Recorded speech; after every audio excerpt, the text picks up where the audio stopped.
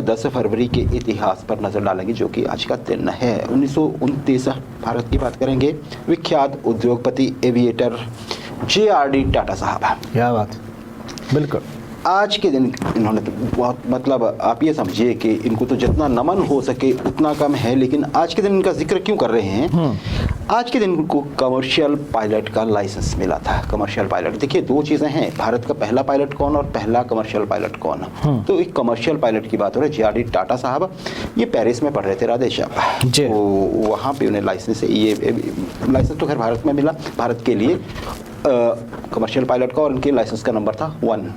पहले पायलट हैं ये भारत। क्या बात आज के दिन ना राजेश, देखिए इन्होंने 1932 में, एक तो ये फादर ऑफ इंडियन, इसमें एविएशन कहा जाता है, इंडियन सिविल एविएशन के फादर कहे जाते हैं ये, जो जिनमें जहाज़ों में आम आदमी उड़ता है। 1932 में इन्होंने भारत की पहली एयरलाइंस का एक स्थापना की थी, जिसे टाटा एयरलाइंस का नाम दिया था। वही बाद में एयर इंडिया हुई, और अब देखिए समय का चक्र घूमकर फिर टाटा के हाथ में है एयर इंडिया।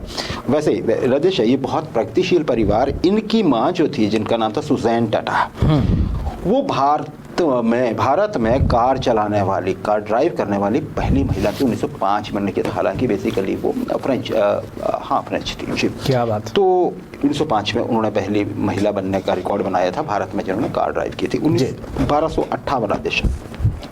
इतिहास को जब हम गिनते हैं 1258 मतलब हम कहेंगे अरे लगभग 1000 साल पहले की बात है, 800-900 साल पहले की बात है, लेकिन अगर देखें, घटनाक्रम देखें तो बड़ा जुड़ा हुआ सा लगता है। इतिहास के साथ ये ब्यूटी होती है राजेश। हालांकि बात हम इतिहास की ब्यूटी की कर रहे हैं, लेकिन ब्रूटैलिटी की बात मैं आप भी बताने वाला हूं आपको। आप जो ये देख रहे हैं, ये सीज ऑफ बगदाद।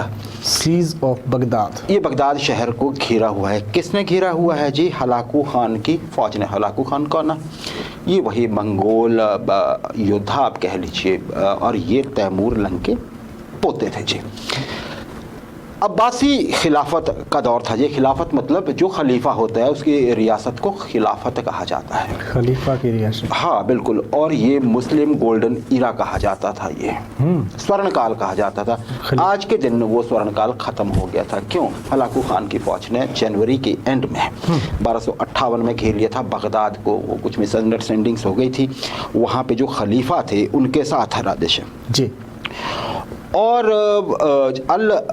मुस्तासिम नाम था खलीफा का, अल मुस्तासिम उनकी हुकूमत थी, और ये बड़े लंबे समय से 5-6 साल से ये चली आ रही थी। ये मुस्तासिम जो खिलाफत थी वहाँ पे पता लग जाता है जी, क्योंकि मंगोल फौज बहुत बड़ी थी, लगभग इसमें 1.25 लाख लड़ाके थे, और ऐसे लड़ाके जो घर से दूर बस एक ही काम के लिए निकले होते हैं कि मरना है या मार डालना है। वहाँ पे एक सिविलाइज्ड शहर था, 30,000 के करीब का फौज थी। बड़ी कोशिश की जाती है हलाकू खान को मनाने की खलीफा की ओर से, लेकिन नहीं मानते हैं। कोई किसी को भेजा जाता है, कोई किसी को, सबको कत्ल कर दिया जाता है। फिर अंत में आज के दिन जो मुस्तासिम अल मुस्तासिम जो कि खलीफा थे, वो आत्मसमर्पण करते थे, जो कि हलाकू खान की एकमात्र शर्त थी कि समर्पण कीजिए। और जब समर्पण किया, इनको परिवार समेत बंदी बना लिया जाता है, और अपनी फौज को हुक्म देता है हलाकू खान की शहर को 3 दिन आपके हवाले जो करना है वो करो, और फिर वो हर जुल्म ढाते हैं। राजेश, हलाकू खान ने कहीं जिक्र किया था कि लगभग 2 लाख लोग मेरे फौजियों ने मार डाले, किसी लेटर में जिसका जिक्र किया जाता है, किसी अपने व्यक्ति को लिखा था उन्होंने। लेकिन जो इतिहासकार हैं या उस समय के, जो आप ये कहिए, क्योंकि बगदाद मतलब ये आपका अपना इराक, दिमाग से इराक की ये हालत कर दी थी। आप ये समझिए कि शहर की बड़े की बगदाद की इराक, जो टिग्रिस नदी के किनारे बोलते हैं कि सब इसमें किताबें थी वो जला डाली गई थी। और ये भी कहा जाता है कि सारी किताबें जब वो टिग्रिस नदी में फेंकी गई तो स्याही से लिखी हुई किताबें थी, कच्ची स्याही से लिखी जाती थी, हाथ से, तो पानी का रंग काला हो गया था। सोचिए कैसा हुआ होगा ना। जैसे हमारी नालंदा यूनिवर्सिटी के साथ कहा जाता है कि वो कितने महीनों तक चलती रही थी। तो ये प्रदेश आगे बढ़ते हैं।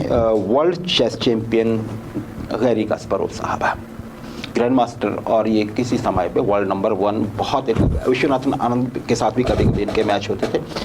ये बहुत ज़्यादा पॉपुलर थे अपने समय में। अभी राजनीतिक कार्यकर्ता बन गए हैं, पुतिन साहब के विरोधी हैं, तो उतनी चर्चा में आ नहीं पाते हैं, लेकिन ये डटे रहते हैं वहाँ पे भी रूस के जी।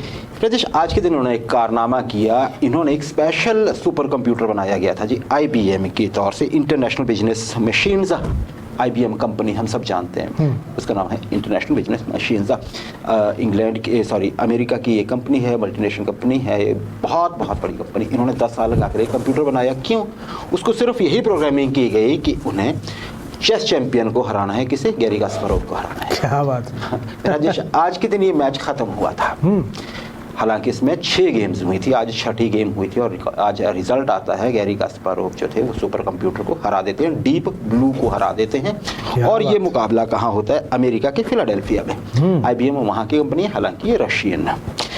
गैरी कास्पारोव साहब, अच्छा मैं स्कोर बता देता हूँ 6 गेम्स के। इसकी पहली ही गेम में रिकॉर्ड बन गया कि एक सुपर कंप्यूटर ने, एक कंप्यूटर ने पहली गेम जो थी वो वर्ल्ड चैंपियन से जीत ली थी। मतलब गैरी कास्पारोव पहली गेम हार गए थे। 6 गेम का ये मैच था। पहली डीप ब्लू जीत जाता है जी, फिर कास्पारोव जीतते हैं, अगली 2 गेम्स ड्रॉ रहती हैं। हर गेम जीतने का 1 पॉइंट था, बराबर रहने का था आधा। अब ये देखिए, पहली डीप ब्लू, दूसरा गैरी कास्पारोव, तीसरी और चौथी ड्रॉ, और अगली 5वीं और 6ठी गेम जो है गैरी कास्पारोव जीत जाते हैं। यहाँ बस नहीं हुई थी राजेश, 1957 में फिर से न्यूयॉर्क में मैच हुए थे, तब डीप ब्लू जीत गया था और तब स्कोर 3.5 और 2.5 का था, तब डीप ब्लू जीत। 1 पॉइंट। हाँ, आज की बात ये कि सुपर कंप्यूटर को हराया था गैरी कास्पारोव साहब ने। क्या बात।